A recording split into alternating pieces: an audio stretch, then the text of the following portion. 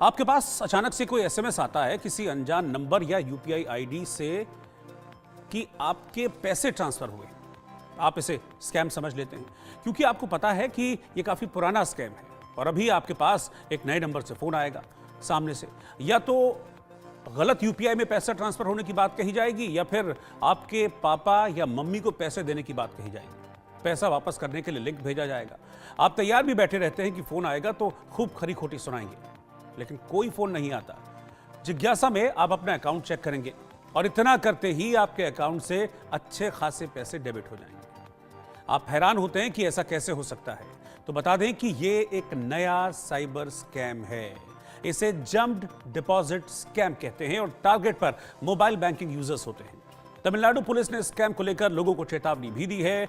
अब मैं ग्राफिक्स के जरिए आपको ये समझाता हूं कि जंप्ड डिपॉजिट स्कैम, ये नया स्कैम क्या है। मेरे पीछे इसकी डिटेल चलेंगी, मैं यहां आपको सामने से जानकारी देता रहूंगा। इस स्कैम में कोई कॉल या फिर कोई लिंक नहीं आता है, न ही आपके फोन में कोई सॉफ्टवेयर इंस्टॉल होता है और न ही किसी भी तरह की कोई हैकिंग आपके साथ होती है, लेकिन फिर भी आपके अकाउंट से पैसे उड़ जाएंगे। यूपीआई ट्रांजैक्शन लौटाने की रिक्वेस्ट से इस तरह के अपराधों को अंजाम दिया जा रहा है। ये नया जो स्कैम है इसलिए लाया गया है इन स्कैमर्स की तरफ से क्योंकि पुराने जो स्कैमिंग के तरीके हैं वो आप और हम लोग समझ चुके हैं, इसलिए नए तरीके से आपके बैंक अकाउंट को खाली करने की तैयारी चल रही है। तो आप समझ गए होंगे कि कोई यूपीआई लेन देन गलत अकाउंट में जाने पर रिवर्स के लिए अपराधी रिक्वेस्ट डालते हैं और गलत अकाउंट में पैसे जाने पर पैसे रिवर्स लेने के कई सारे तरीके हैं। इसी में से तीसरे तरीके का अपराधी जो है वो तीसरे तरीके को अपराधी ज्यादा इस्तेमाल कर रहे हैं और उसी से ठग रहे हैं, आपके अकाउंट से पैसे उड़ा रहे हैं। आपको मैं ग्राफिक्स के जरिए बताऊंगा कि तीनों प्रमुख तरीके जो स्कैमर्स इस्तेमाल कर रहे हैं उसके बारे में। अब आप इससे बचने के लिए क्या कर सकते हैं वो आपके लिए जानना जरूरी है। आप बैंक में शिकायत कर सकते हैं, एनपीसीआई में अपना अनुरोध दर्ज करवा सकते हैं। कुछ बैंक अपने ऐप में भी पैसा रिवर्स करने का फीचर देते हैं, यानी कि किसी अननोन नंबर से आपको इस तरह का मैसेज आता है तो फिर आप उस पर रिएक्ट ना करें। अगर आप रिएक्ट करेंगे तो आप समझ जाइए कि हो सकता है आप किसी साइबर स्कैम का शिकार होकर अपनी पूंजी को गंवा बैठेंगे।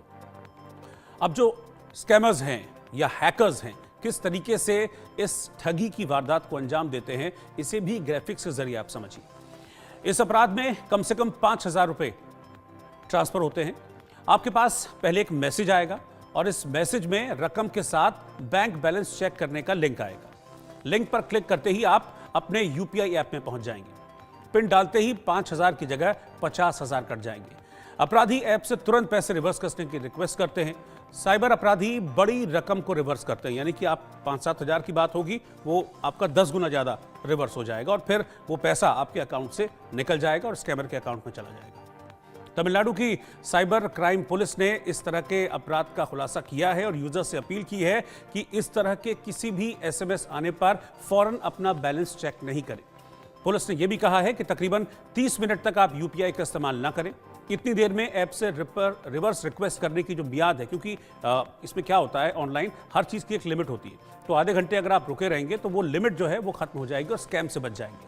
अगर गलती से आपने यूपीआई ओपन किया है तो फिर पिन गलत डाल दें, अपना जो ओरिजिनल पिन है उस पिन को आप ना डालें, लेन देन रद्द हो जाएगा। अगर कुछ भी किसी भी तरह का संदेह है, शक है, तो अपने बैंक में इस बारे में बात करें।